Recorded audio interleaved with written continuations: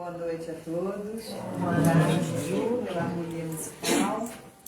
Antes da gente fazer a leitura do sinal verde, vou avisar que nós temos cantina e que a casa tem trabalho todos os dias. Segunda-feira, reunião mediúnica, fechado com os trabalhadores da casa.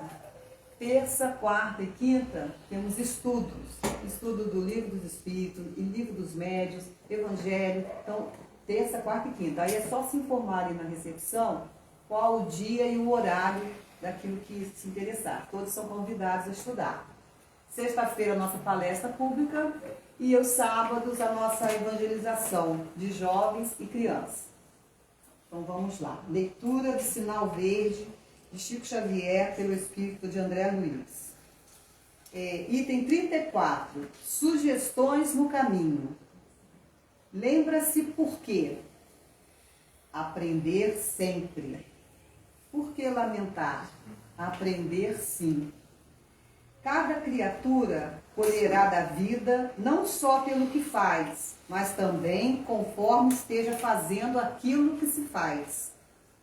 Não se engane com falsas aparições acerca da justiça, porque o tempo é o juiz de todos. Recorde, tudo recebemos de Deus, que nos transforma ou retira isso ou aquilo, segundo as nossas necessidades. A humildade é um anjo mútuo. Tanto menos você necessita, quanto mais você terá. Amanhã será, sem dúvida, um belo dia, mas para trabalhar e servir, renovar e aprender, hoje é o melhor dia. Não se iludam com a suposta felicidade daqueles que abandonam os próprios deveres, de vez que transitoriamente buscam fugir de si próprio como quem se embriaga para tentar esquecer. O tempo vale ouro, mas o serviço é luz. Só existe um mal a temer, aquele que ainda existe em nós. Então, com essas sugestões bonitas de André Luiz, vamos elevar os nossos pensamentos, agradecendo ao Mestre Jesus, que é o nosso modelo, que é o nosso caminho, verdade e vida. Agradecendo a Irmã Esperança, mentora dessa casa de caridade. Agradecendo toda a espiritualidade amiga que já se encontram presente, trabalhando no ambiente e em cada um de nós. Agradecer os nossos anjos da guarda, mentores, mestres, guias, toda a nossa espiritualidade de suporte, por estar conosco, por acalentar os nossos corações. Pedir também é necessário.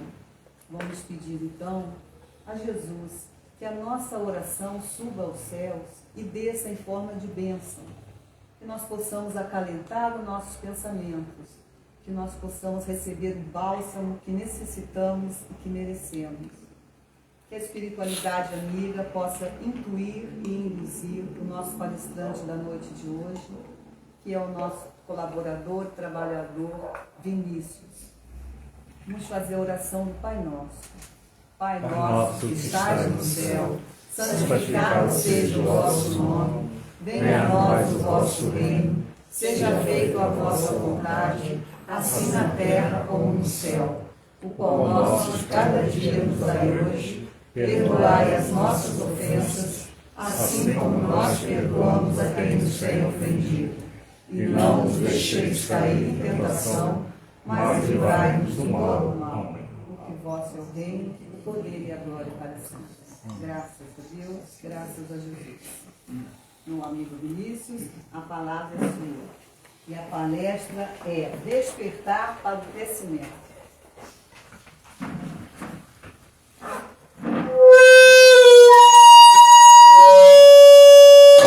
Teste auditivo. Vamos sair, né? Para acordar todo mundo. Estou um pouco rouco, mas eu vou tentar falar um pouquinho mais alto. Bom, queria primeiramente agradecer a oportunidade oportunidade sempre abençoada de estudo, de trabalho. Aproveitando também para saudar os benfeitores espirituais dessa casa, a Irmã Esperança, e tantos outros irmãos que trabalham incansavelmente por essa casa, que transitam por esse salão, dando passe, renovando os nossos corações.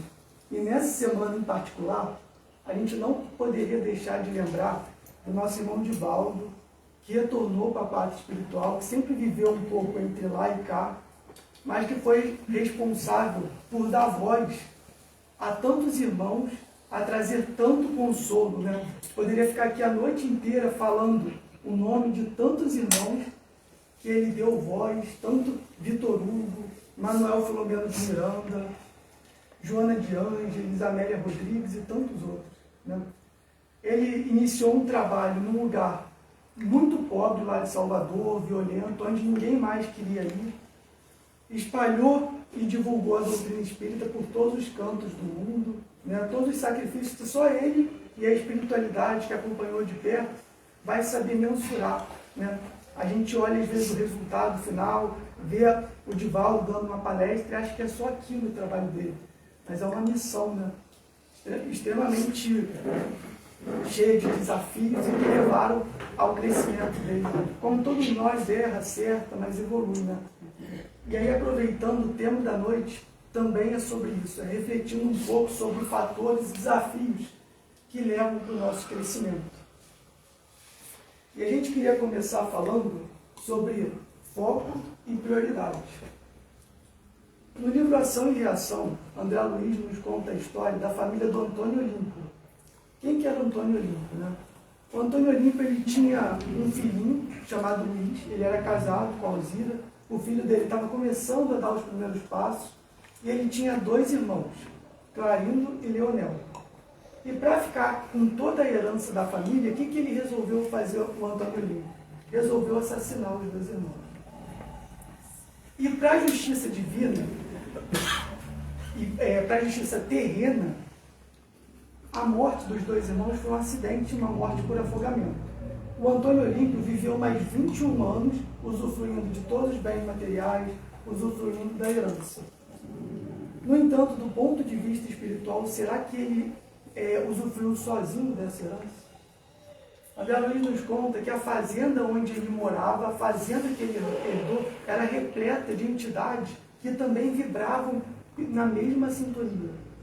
Todas essas centenas de entidades foram trazidas pelos 2 irmãos, que tentaram fazer justiça com as próprias mãos.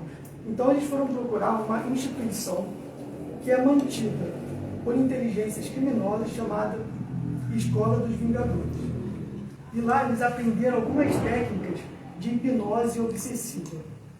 E geralmente a ação deles se dava em 3 fases. A primeira fase era tentar encontrar uma brecha. Não é que eles colocavam uma sementinha na pessoa e de repente aquela pessoa começava a agir mal, começava a ter uma falha de caráter. Não, não era isso. São Tiago, na epístola dele, ele vai dizer o seguinte: que ninguém diga que é tentado por Deus, porque cada qual é tentado na sua própria concupiscência, que o arrasta e o seduz. Então, cada um de nós, na nossa própria falha de caráter, na nossa própria imperfeição, a gente cria brechas. No caso do Antônio Olímpio, não foi uma brecha pequenininha que ele criou. Ele cometeu um crime, né? Então, imagina a brecha, né? A enorme brecha que ele abriu para a ação desses espíritos, né? Então, a fazenda dele estava repleta de espíritos que vibravam na mesma sintonia. Qual a sintonia? De amor ao dinheiro, né? Você cometeu um crime por amor ao dinheiro, né? Hoje a gente vê muitas pessoas que estão passando a vida, que estão vivendo aplicando golpe. A vida da pessoa, o ganha-pão da pessoa é aplicar golpe, de alguma forma criar uma história, criar um contexto que vai enganar a pessoa e essa pessoa vai fazer um pix para ela. Então eles se aproveitam de senhoras, se aproveitam de todas as idades, né? A gente vê isso acontecendo o tempo inteiro no WhatsApp. Hoje um amigo meu também caiu nesse golpe. E aí você percebe que na essência o crime é o mesmo. Você não está matando uma pessoa, mas olha quanto mal que você está gerando, né?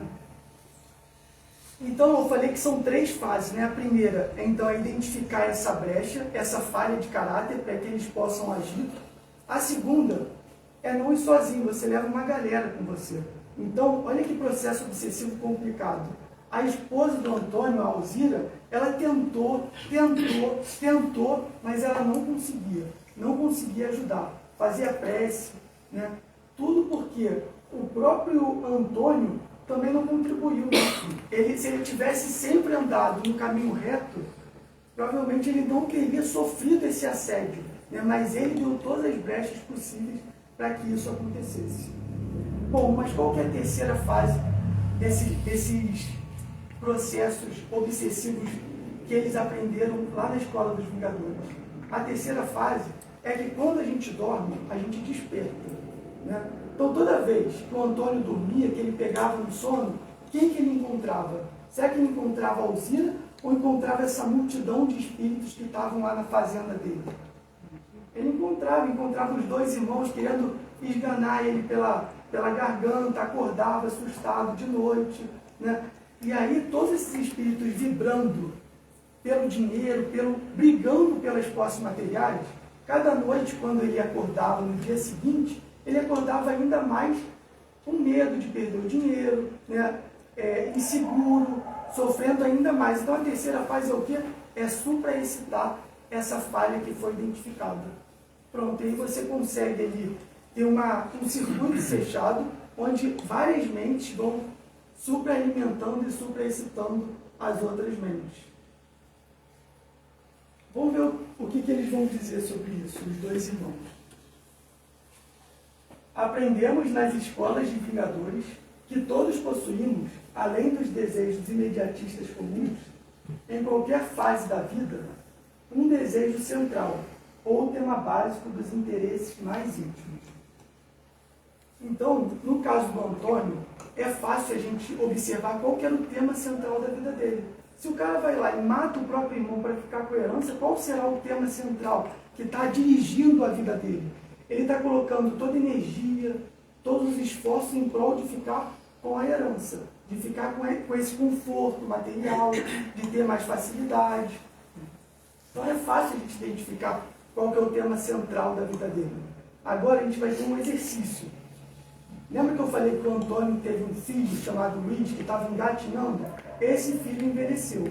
E agora o filho está sofrendo também o assédio desses irmãos. Agora eu vou trazer alguns elementos do cotidiano do Luiz e a gente vai tentar identificar também esse tema central. É importante a gente fazer esse exercício para uma outra pessoa, para que depois a gente tente fazer para nós mesmos. A gente, por alguma razão, a gente consegue enxergar mais fácil quando o problema é no outro do que quando o problema é na gente mesmo.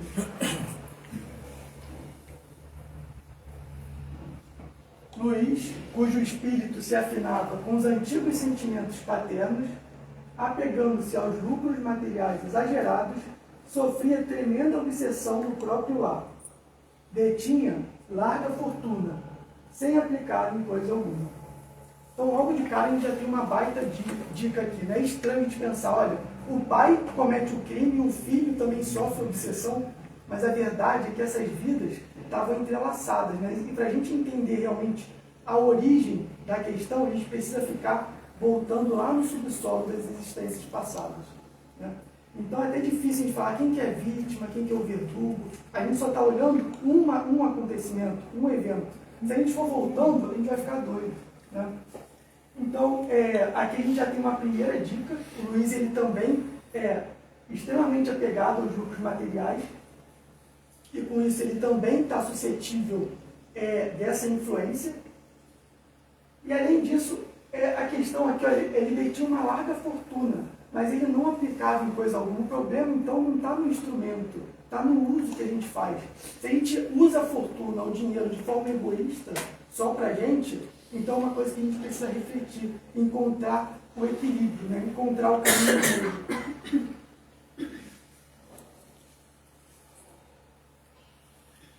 Luiz enamorara-se do ouro com extremada volúpia. Submetia a esposa e 2 filhinhos às mais duras necessidades, receoso de perder os haveres que tudo fazia por defender e multiplicar. Então, observem que a palavra que ele usa ali logo no início do parágrafo é enamorada-se. Ou seja, a gente está falando de uma paixão aqui.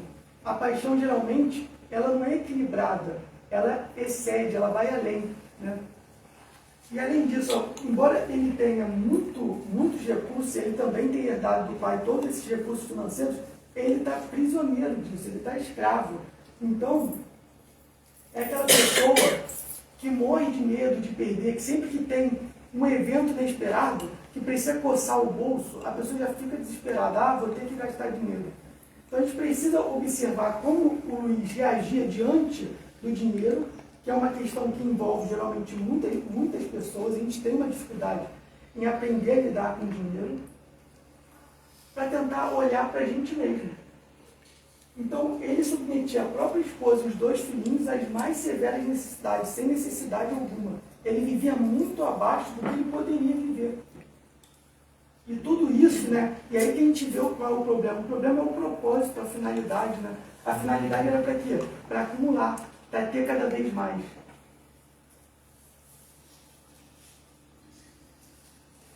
Luiz, desse modo, respirava no mundo de imagens estranhas, em que o dinheiro se erigia em tema constante. Então, muito parecido com o que acontecia aqui com o pai dele.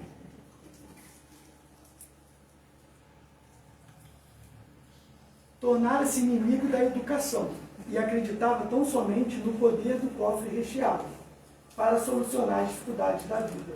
Será que o Luiz era uma pessoa espiritualista, espiritualizada? Né? Provavelmente não. Né? Quando a gente só acredita no poder da matéria para solucionar as questões, as dificuldades da vida, adquiriram o doentio temor de todas as situações em que pudesse surgir despesas inesperadas. Então o problema não é a pessoa ficar doente, o problema é ter que gastar dinheiro, entendeu? O problema do Luiz era esse. Possuía grandes somas em estabelecimentos bancários que a própria companheira desconhecia. Então aqui eu acho que já dá para a gente ter um diagnóstico de qual que era o tema básico da vida do Luiz. O Luiz, assim como o pai dele, estava extremamente doente, mas doente em relação ao dinheiro, a um pedaço de papel.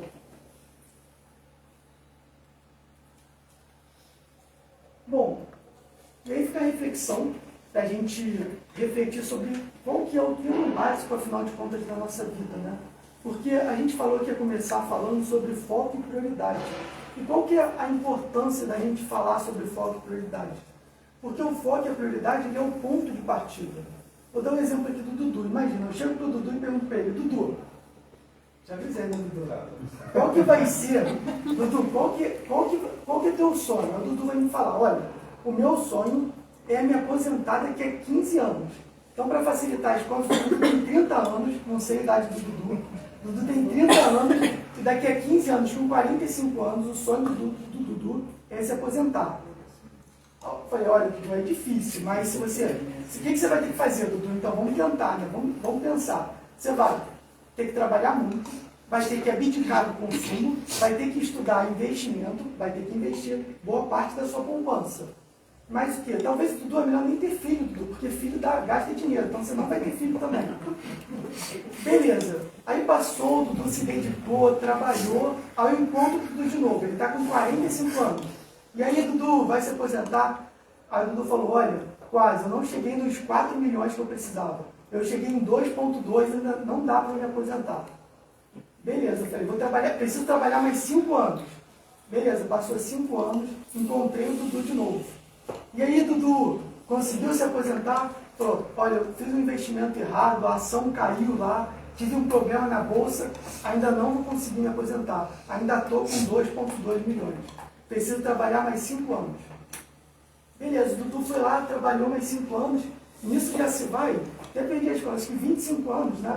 25 anos já se foi, e aí de repente eu encontro o irmão do Dudu na rua. E aí o Dudu conseguiu se aposentar, ele falou, olha, o Dudu se aposentou e no primeiro ano ele partiu. Né? Isso lembra até uma parábola, né? Que Jesus conta de um fazendeiro que queria multiplicar a fortuna dele. Né? E aí ele falou, nossa, que tolo, é mal saber ele que amanhã ele vai prestar contas, ele vai retornar para o pátrio espiritual.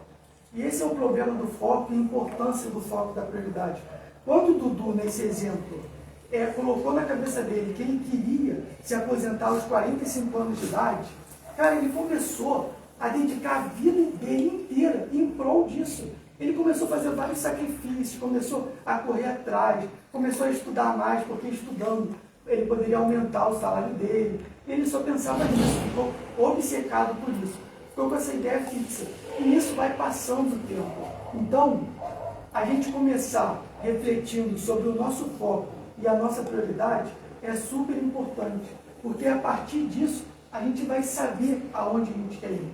Sabe? De vez em quando eu fico pensando, como é que eu quero ser para os meus netos, quando eu estiver lá com 80 anos, que tipo de avô eu quero ser?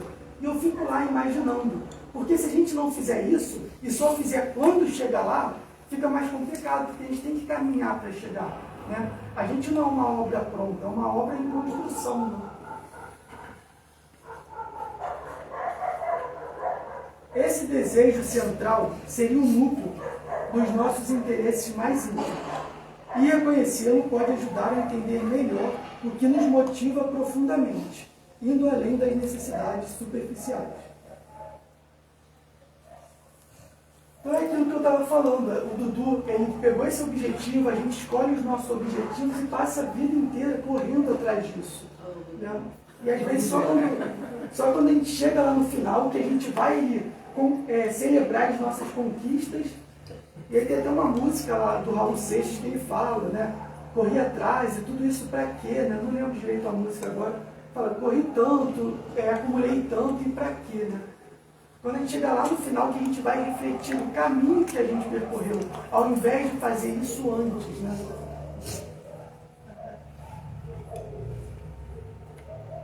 Bom, o André Luiz, no livro Ideal Espírita, ele deixa bem claro qual deveria ser o nosso objetivo na Terra. Ele vai dizer, o objetivo da sua vida na Terra não constitui a autoridade, a beleza ou o conforto efêmero. É o aperfeiçoamento espiritual. No caso do Luiz, estava muito ligado ao conforto, à tranquilidade material. Só que ao mesmo tempo, olha a incoerência. Ele queria ter conforto, mas ele não queria gastar dinheiro. Então ele também vivia numa situação de dificuldade que ele mesmo se impunha. É uma coisa meio irracional, né? Para você ver como a gente fica em estados doentios realmente, de desequilíbrio, né? A doença é isso, a gente perder o equilíbrio. Bom, agora a gente trouxe um trechinho daquela série The Chosen, Os Escolhidos. Eu queria que nesse trecho, ele é bem curtinho, vocês tentassem identificar primeiro quem que é Marta e quem que é Maria. E depois observassem a atitude de cada uma delas. Essa Maria aqui não é Maria, mãe de Jesus, não é Maria de Magdala, é Maria, mãe de Lázaro. Então aqui a gente tem 3 irmãos, Marta, Maria e Lázaro.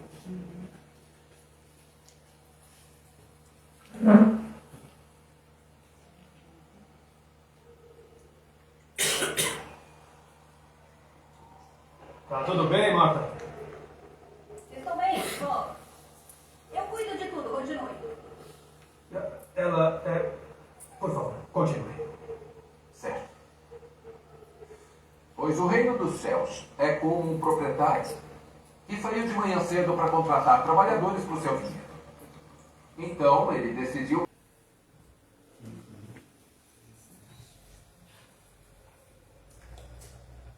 Pronto. Vamos entrar um pouquinho no detalhe dessa parábola. Ao prosseguirem a jornada, ele entrou em certa aldeia, e certa mulher de nome Marta o hospedou. Reparem que aqui ele não fala Marta e Maria o hospedou, ele fala Marta o hospedou. E aqui é interessante que esses 3 irmãos, eles eram muito próximos a Jesus. Só que Jesus era como se fosse aquele primo distante. Ninguém sabia direito onde Jesus estava. Naquela época não tinha WhatsApp, não tinha telefone. Então Jesus estava numa missão espiritual. Ele estava em peregrinação. Então ele ficava um pouquinho no lugar, daqui a pouco ele mudava para outro lugar, porque ele precisava cumprir uma tarefa específica, ele estava focado nessa missão. Então, você não sabia quando você ia ver aquele seu primo distante de novo. Agora imaginem o que era estar na presença de Jesus. Então as pessoas, elas tinham aquela questão das curas espirituais, todo mundo quer ser curado de alguma coisa, quer ter alguma revelação mediúnica, alguma coisa desse tipo, mas ao mesmo tempo você está perto de uma pessoa que é tão amorosa, tão bondosa, né? A gente ouve relatos lá do Chico Xavier, das pessoas que conheceram ele, aí isso dá uma ideia bem pequenininha. Agora imagina como é que era estar do lado de Jesus. Vamos tomar um cafezinho com Jesus. Então, era assim uma coisa, um evento você poder receber Jesus na sua casa. E naquela época, né, você não tinha iFood, não tinha supermercado. Então, tudo que você fosse servir para Jesus, quem que ia ter que fazer? Você. Você ia lá para a cozinha, ia fazer o pão caseiro, ia fazer tudo. Tudo era feito por você. Então, quando Marta viu essa possibilidade de receber Jesus na casa dela, ela ficou extremamente o quê? Imagina, ansiosa, preocupada. O que eu vou oferecer para Jesus? E aí pensou, a forma dela demonstrar o amor que ela tinha por Jesus era através de atos de serviço. Então ela queria através de atos. Sabe aquela pessoa que demonstra o amor dela fazendo coisas para você? Tem gente que demonstra o amor de outra forma. Mas a Marta demonstrava o amor dela por Jesus, e Jesus reconhece isso, demonstrava o amor dela por Jesus através dos atos de serviço. Então queria dar tudo de melhor, aquele pão cheiroso, tudo de melhor. E aí Jesus quer mostrar para ela ali que às vezes a nossa prioridade, naquele pouco tempo sagrado que a gente tem, que ela teria com Jesus, aproveitar aquilo não lá na cozinha. Sabe, a comida nesse momento era de menos. Ela estava lá na cozinha enquanto Jesus, ou seja, fica mais pertinho de mim. Era mais ou menos isso que ele queria dizer para ela. Ela tinha uma irmã chamada Maria, que estava sentada aos pés do Senhor e ouvia a sua palavra. Aqui a gente queria destacar essa palavra, sentada aos pés, esse trechinho. Porque quando a gente quer evoluir, quando a gente quer aprender alguma coisa, uma coisa que a gente precisa aprender a ter é humildade. Então, sentar aos pés simboliza, de certa forma, humildade para ouvir, para aprender. E é muito fácil a gente ter humildade diante de Jesus, mas muitos naquela época não tiveram. Né? Muitos doutores da lei não tiveram humildade para sentar aos pés do Senhor e ouvir o que ele tinha para falar. Então aqui a gente traz mais um elemento. A gente estava falando de foco, de prioridade, agora a gente traz mais um elemento aqui para a nossa reflexão da noite, que é a humildade. Quando a gente acha que já sabe tudo, então a gente perde a oportunidade de crescer, de aprender com o outro. Até com a questão da crítica, né? A gente tem gente que pede feedback para as pessoas no ambiente de trabalho. Manda e-mail falando, olha, eu gostaria que você me desse feedback, que você falasse o que eu fiz de bom, o que eu fiz de ruim. Ou seja, aquela pessoa ali, ela está com uma mentalidade de quem quer crescer. Ela quer ouvir as críticas para quê? Para melhorar. Mas geralmente o que a gente faz? A gente prefere fazer igual a tartaruga, se esconde dentro do casulo, da casca dela, né? E acha que com isso muda, altera a realidade. Se a gente quer de fato alterar a nossa realidade, se a gente quer de fato crescer, então a gente precisa ter humildade inclusive para ouvir e aceitar as críticas. Aí quando você está sentado aos pés, você também está perto. Ao mesmo tempo, Marta distraía-se em torno de muito serviço.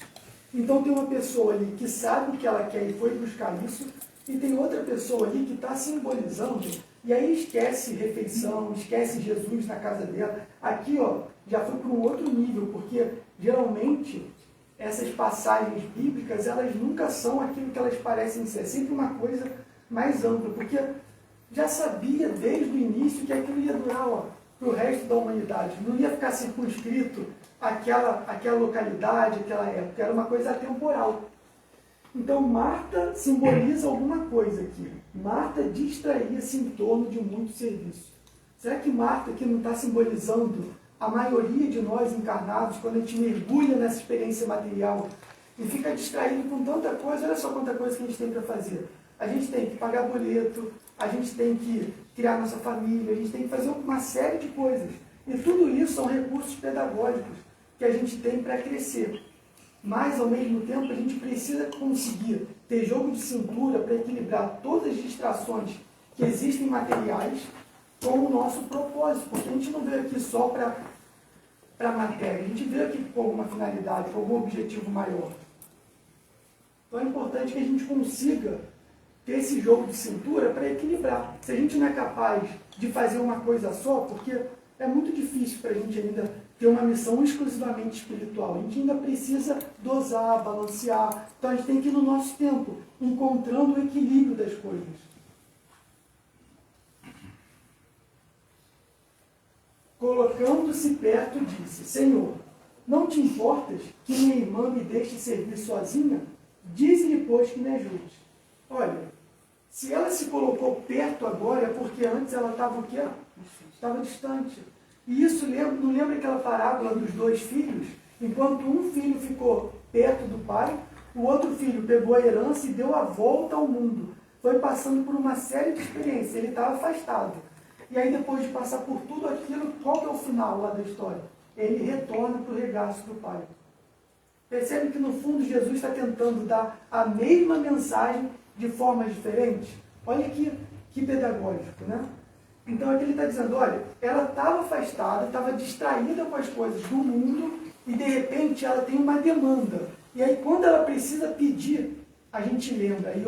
Aí eu sento e oro. Aí eu tento me aproximar de Deus. Às vezes, precisa vir uma doença, uma dor, uma perda, um tropeção, para que aí eu me coloque perto de Deus. Às vezes, a gente precisa desses mecanismos para evoluir, para crescer ainda.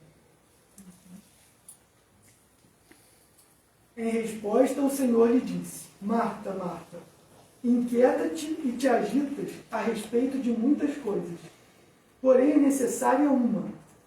Assim, Maria escolheu a boa parte, que não será tirada dela.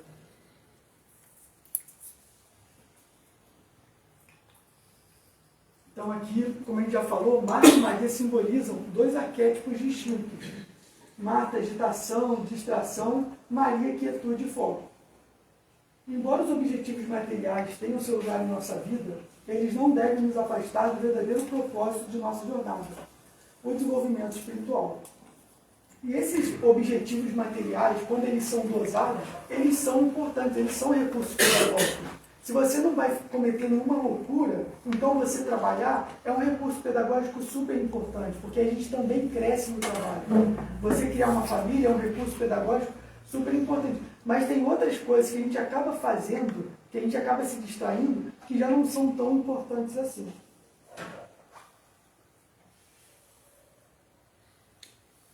Bom, agora a gente vai trazer um quarto elemento para a reflexão da noite, que é a dor.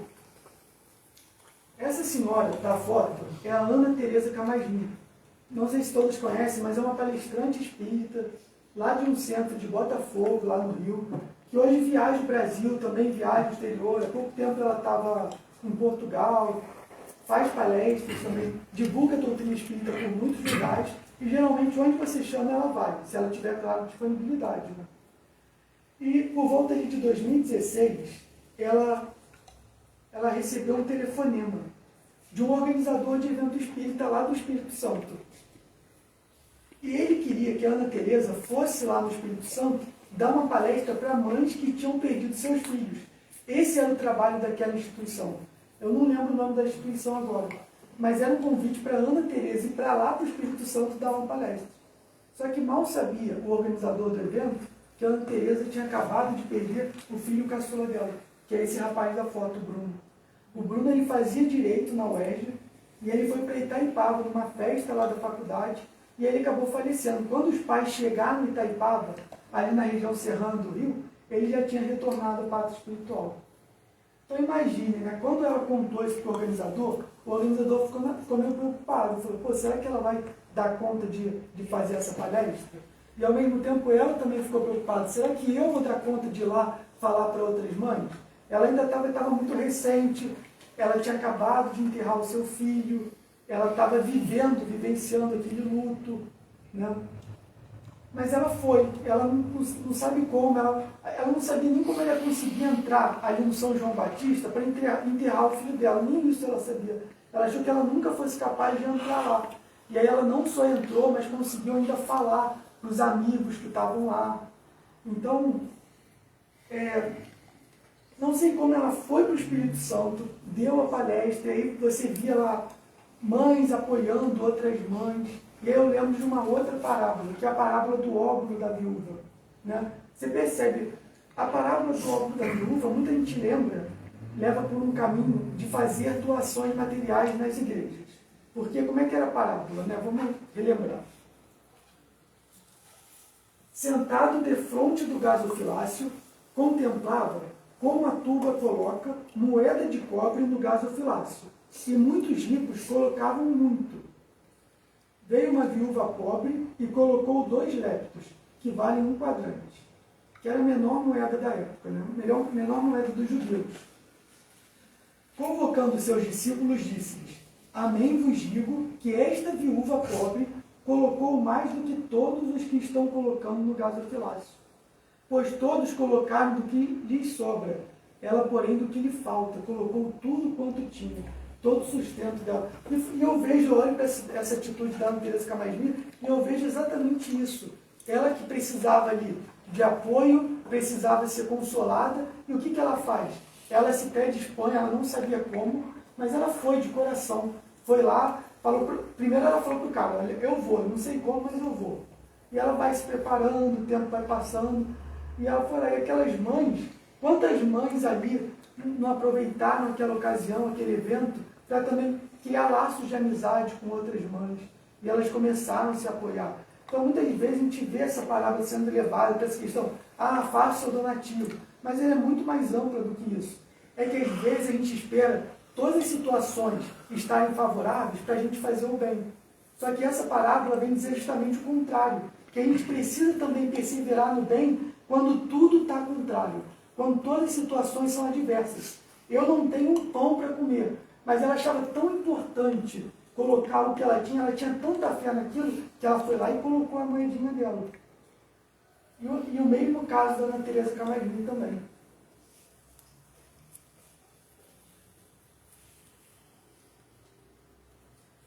O desapego é uma virtude necessária para o progresso espiritual. E aqui a gente vai falar sobre uma coisa super importante, que é o planejamento. Né? Eu sou uma pessoa que adoro planejar, tenho planilha para tudo. Só que muitas vezes a gente quer fazer um plano na nossa cabeça e se apega demais, se agarra demais àquele plano. Né? E muitas vezes a gente fica brigando por Deus, brigando com Deus, porque a gente faz um plano e Deus faz outro. Né? Então, às vezes, a gente quer ir por um caminho, só que o nosso caminho naquele momento é outro. Né? O Haroldo, ele conta uma história sobre isso. Né? Ele tinha, logo quando ele passou no concurso para Direito, ele foi morar numa cidadezinha. Ele morava em BH e foi morar numa cidadezinha, que não tinha nada lá. E ele estava cheio de coisa para fazer em BH, tinha um monte de projeto, um monte de coisa. Então, ele não queria, naquele momento, ter que se mudar para aquela cidade lá do interior, aquela cidade pequenininha, né? E aí ele foi ficando muito triste, sentava lá na praça, né? E não conseguia ver beleza naquilo.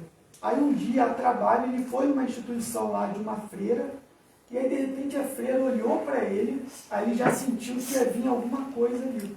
A freira olhou para ele e falou: meu filho, eu estou sentindo você muito triste. E ela só falou para ele: olha, a gente precisa florescer aonde Deus plantar. E aí ele só precisou daquilo. Na hora que ela falou aquilo ali, ele conseguiu acordar, conseguiu despertar e se reanimar. Né? Isso serve de reflexão para a gente também. Às vezes a gente quer que as nossas vontades, não muito diferente de uma criança que bate o pé no supermercado, quando pede para a mãe: eu quero isso. E a mãe fala: não vou te dar. E a criança começa a bater o pé, começa a fazer birra. Então, embora a gente já esteja aqui adultos, muitas vezes, sem perceber, a gente está agindo exatamente igual a uma criança. Né? E tem uma frase que fala, né, que é como entregar uma folha em branco para Deus. A gente pode se planejar, a gente deve se planejar, organizar, tentar organizar a nossa vida. Ordem e disciplina nunca é errado, nunca vai ser errado ter ordem e disciplina na vida. O problema é quando a gente começa a se apegar demais às coisas. Né? O apego excessivo a pessoas, objetos ou situações pode indicar uma falta de equilíbrio espiritual. E a gente vê, por exemplo, a dor de uma mãe. Né? Como é que você vai falar para uma mãe não se apegar a um filho, por exemplo? Né? A gente se apega até uma xícara de café, a gente se apega a um objeto material não vai ser pegar um filho que você cheira, que você abraça, né? A gente naturalmente acaba se apegando às coisas. Mas aí é mais uma vez aqui uma ponderação para que a gente, mesmo se apegando ao nosso filho, que a gente consiga, nesses momentos de luto. Estou dando o exemplo do filho, mas poderia falar de um término de um casamento, por exemplo, que é uma outra dor que vem muitas vezes como um recurso pedagógico para fazer a gente crescer. A gente tem um monte de coisas que a gente precisa desenvolver, que a gente precisa aprender, e como a gente não é muito avesso, muito propenso à crítica, a gente não gosta muito de ouvir a crítica, às vezes a gente precisa levar um tropeção para aprender, para crescer. Né? Aí vem um término de um casamento e a pessoa muda da noite para o dia. Aí a ex-esposa fala, olha, meu marido odiava viajar, aí se separou, agora viaja todo ano. Por quê? Porque esses traumas, eles mudam a pessoa mesmo. Ele precisou de um tropeção desse para mudar. Às vezes a pessoa muda da água para o vinho. Né? Então a dor, ela funciona como uma mola propulsora, empurrando a gente no nosso crescimento. A compreensão de que tudo na vida material é transitório. E Kardec explica que a destruição aparente das coisas materiais também tem um propósito evolutivo. No livro 3 do Livro dos Espíritos, capítulo 6, na lei de destruição. Bom, agora a gente vai falar sobre mais um elemento. Né? A gente já falou de alguns elementos da reflexão da noite. E agora a gente vai falar sobre uma mentalidade que foi um conceito que foi apresentado por uma psicóloga chamada Carol Dweck. Essa psicóloga é considerada uma das maiores especialistas do mundo nos campos de personalidade, psicologia social e psicologia do desenvolvimento. E atualmente ela é pesquisadora da Universidade de Stanford. Então ela tem um livro que divulgou muito essa ideia da mentalidade do crescimento, o mindset de crescimento. E talvez a tese principal desse livro é que o seu desenvolvimento só é possível se você adotar uma mentalidade específica.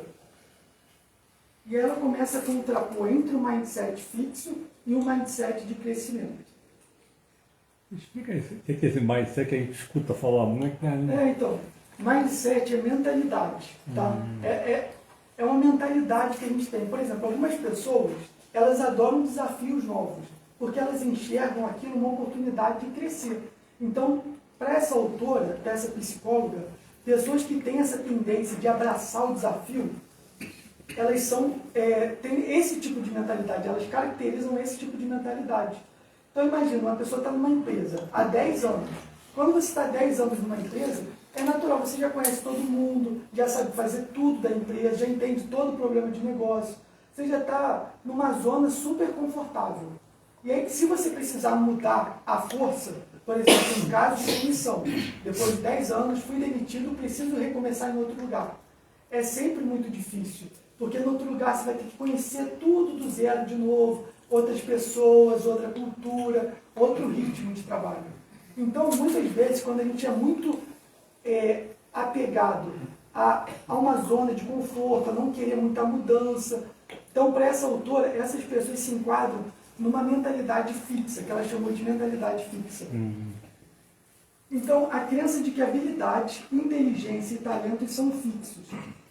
Nascemos com uma certa quantidade, ponto final. Isso caracteriza o mindset fixo. É aquela pessoa que fala assim, olha, ou você é bom em matemática ou você não é. Só que, na verdade, uma pessoa que estudou letras, se ela se dedicar e se esforçar, ela pode aprender matemática. Pode ser um pouquinho mais difícil, mas ela pode aprender. Ela pode aprender matemática, pode aprender física e vice-versa. Então não existe nada que você não possa aprender. Então hoje está tendo muita migração de carreira no mercado de trabalho. Uma pessoa que estudou jornalismo, que não tem nada de estatística, nada de matemática, vai trabalhar com ciência de dados. Uma pessoa que fez letras vai estudar e quer mudar de área, não consegui mercado nessa área, vou lá e estudo, aprendo outra coisa. Então, quando a gente pensa que a gente não pode aprender uma coisa porque a gente não é bom naquilo, por exemplo, falar em público. Tem gente que não é bom em falar em público. Mas se você treinar, desenvolver, fazer cursos, ficar fazendo isso do seu objetivo, você vai conseguir falar bem em público. O Haroldo mesmo, de novo Haroldo, ele dá um exemplo sobre isso. Ele, quando começou a falar, ele morria de vergonha, não conseguia falar. E hoje, quem vai falar que o Haroldo não fala bem em público, né? Parece que ele está ali no sofá da casa dele, tomando um cafezinho, conversando com você. Mas no início, não era assim. Ele foi fazendo o quê? Ele foi gravando os vídeos, assistindo, corrigindo. Então, qualquer coisa na nossa vida que a gente deseja aprender, um instrumento musical, a gente pode aprender. Basta que tenha dedicação, trabalho, se esforce por isso. Características de um mindset de crescimento. Crença de que habilidades e inteligência podem ser desenvolvidas com esforço, dedicação e aprendizado.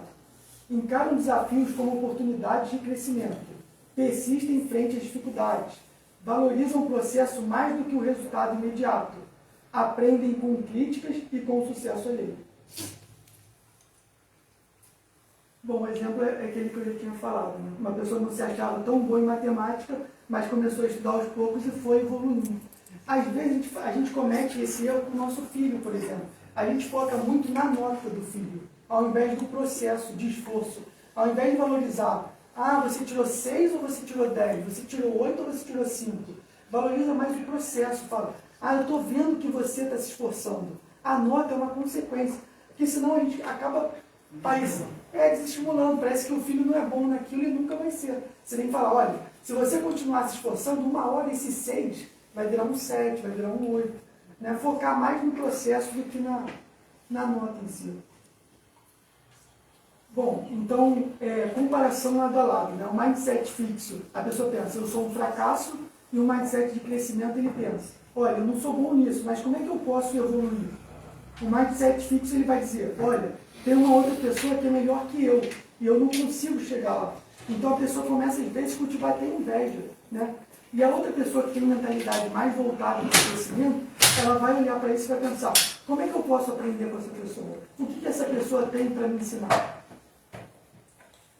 O mindset fixo, na crítica, leva muito para o lado pessoal. O mindset de crescimento, ele vê como uma oportunidade de mudar. É esse tipo de pessoa que... Tem gente lá no meu trabalho que manda e-mail pedindo crítica, gente. Olha, me manda uma crítica aí, por favor, que eu quero melhorar. As pessoas estão criando esse hábito. Aí manda um e-mail e fala, olha, você poderia dar um feedback sobre o meu trabalho? A gente trabalha junto há 2 anos. Eu queria saber o que você acha do meu trabalho, o que eu posso melhorar. Essa pessoa, ela está voltada para quê? Para o crescimento. Será que isso tem alguma coisa a ver com a mentalidade espírita, a mentalidade do verdadeiro espírita? Será que tem alguma coisa a ver? Bom, vou pular essa parte, tá, gente? Bom, para Kardec, alguns se contentam com um horizonte limitado. Então, lá no Evangelho, segundo o Espiritismo, no capítulo 17, os bons espíritas, sede perfeitos, ele vai dizer, reconhece o verdadeiro espírita pela sua transformação moral e pelos esforços que emprega para domar suas más inclinações. Enquanto um se contenta com seu horizonte limitado, outro, que apreende alguma coisa de melhor, se esforça por desligar-se dele e sempre consegue se tem vontade firme. Então, tudo isso que essa psicóloga está trazendo hoje não é muito diferente do que Kardec dizia lá naquela época. O que ele falava quando ele abordava a mentalidade do verdadeiro espírita? Ele falava justamente isso. O verdadeiro espírita, ele se esforça por domar suas más inclinações. O que é domar suas... ouvir a crítica é importante para domar, por quê? Sim, porque é uma parte do autoconhecimento, do autodescobrimento. Né? Joana de Ângeles fala muito sobre isso. Primeira coisa para a gente se autoconhecer é descobrir-se, é tirar aquele véu, aquelas camadas, que acontece até com Paulo, até na música do Tim da Vanessa, ela fala sobre aquelas escamas que te impedem de enxergar. Então, de enxergar o quê? Os nossos próprios defeitos, as nossas possibilidades de melhoria, de evolução. Então, aqui, de certa forma, o Kardec já está falando sobre isso. Enquanto um se contenta com o horizonte limitado. Quem se contenta? Aqueles que têm uma mentalidade mais fixa. Mas é importante a gente observar que não é assim, olha, eu tenho mentalidade fixa, o outro tem mentalidade de crescimento. Isso é dinâmico. Tem algumas situações na vida que eu não percebo que estou tendo uma mentalidade fixa. E tem outras que eu tenho uma mentalidade mais de crescimento. Então eu preciso me conhecer para ver como eu posso ajustar a minha mentalidade para que eu adote uma mentalidade que favoreça o meu crescimento espiritual.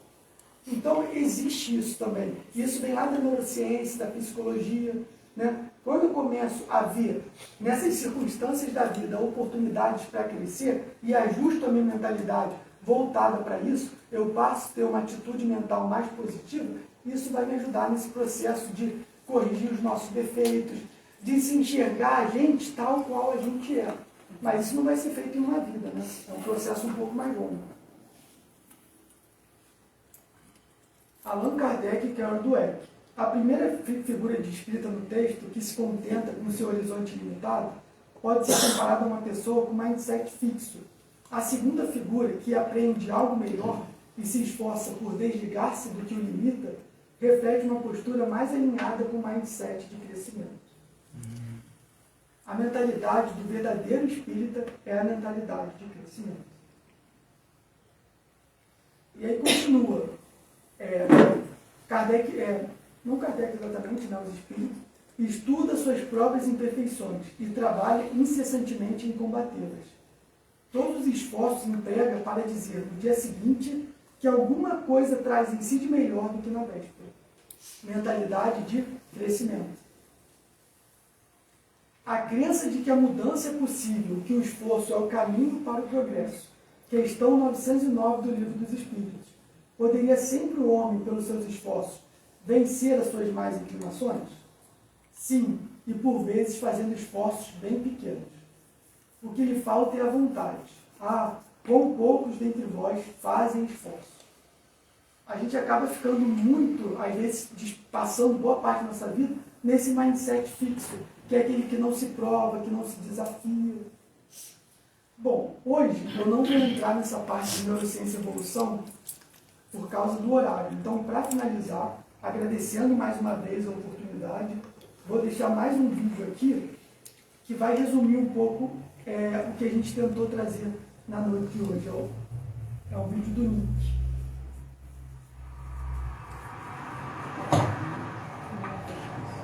Eu não estava pronto.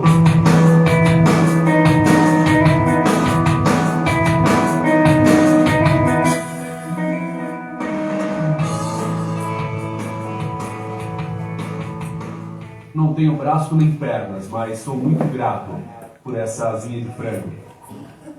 As pessoas se assustam quando me veem pela primeira vez. Foi bem legal quando eu cheguei em um voo sozinho e todos lá embaixo me olharam sorrindo, esperando outras pessoas descerem. E eu desci, eles surtaram, tipo assim, sabe? É bem assim, eu sempre fico tentando olhar para mim mesmo e dizer, o que aconteceu, sabe?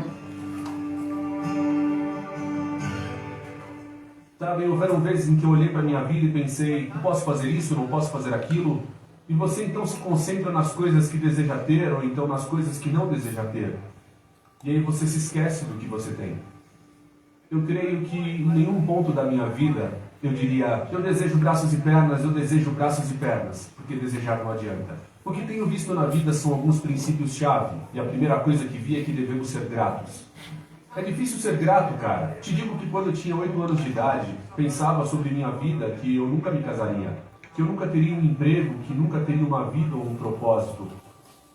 Qual o tipo de marido que eu poderia ser, se nem mesmo eu poderei segurar a mão da minha esposa? É uma mentira você pensar que não é bom o bastante. É uma mentira você pensar que não vale nada.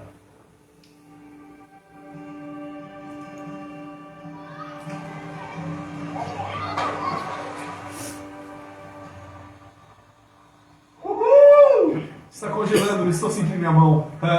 Eu amo a vida, sabe? E as pessoas me perguntam como posso sorrir tanto. E eu digo, bem, é uma longa história. Mas, ao mesmo tempo, é muito simples. Sabem, às vezes é muito difícil sorrir quando acontecem coisas na vida que você não sabe ou não compreende. E você não sabe se conseguirá superar. Você passa por uma tempestade na vida e você não sabe quanto tempo a tempestade vai durar. E hoje irei compartilhar com vocês alguns princípios que aprendi na minha vida e que vocês poderão usar nas suas vidas.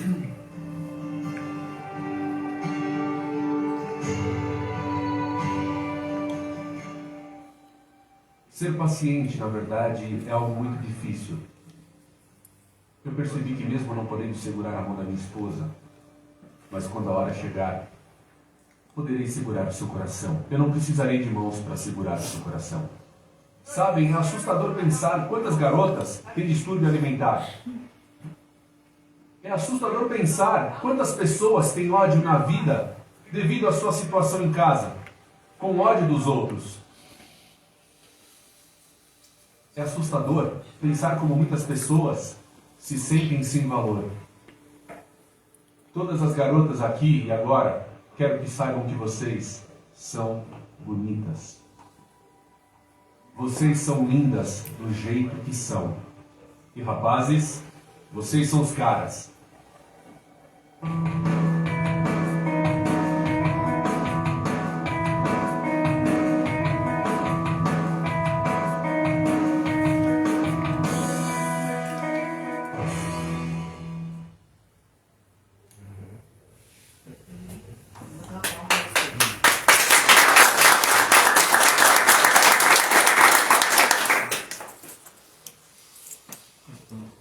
Nunca esqueci de você.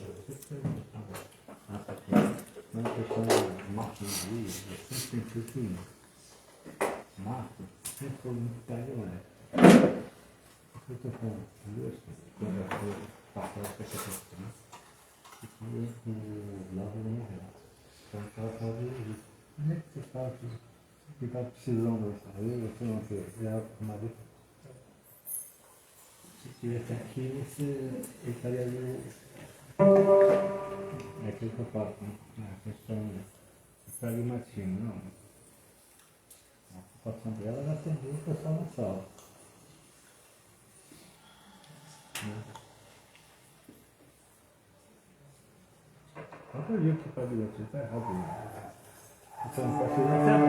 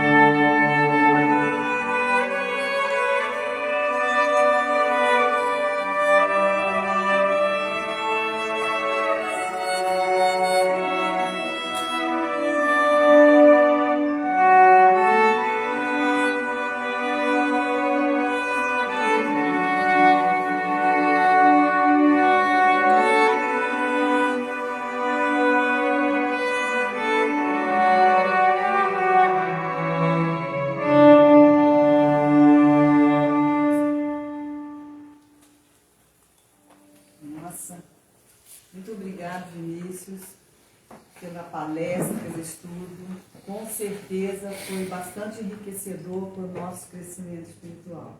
Obrigado, Dudu, pela harmonia musical. Vamos fazer a oração final e após a oração, nossos amigos do passe estão convidados a se preparar para a segunda parte. Quem for tomar o passe, permaneça nos seus lugares e serão chamados. Então vamos elevar os nossos pensamentos agradecendo, sempre agradecendo a Jesus, a espiritualidade amiga, ao nosso palestrante Vinícius, por esse estudo maravilhoso da noite de hoje, por todo o aprendizado nosso. Com certeza tudo ajudou e colaborou para a nossa reflexão, para as nossas tarefas. Que a espiritualidade amiga possa então nos abençoar, que nós possamos retornar para as nossas casas, para os nossos lares, com muito amor no coração, com muita paz, com muita harmonia. Mais uma vez, obrigado, Jesus, por estar conosco hoje e sempre. Que assim seja, graças a Deus, graças a Jesus. Então, todos estão convidados ao passe, nossos colegas passistas. E quem não quiser tomar o passe, fique à vontade. Nossa cantina está funcionando. E vão em paz e o Senhor vos acompanhe. Obrigada.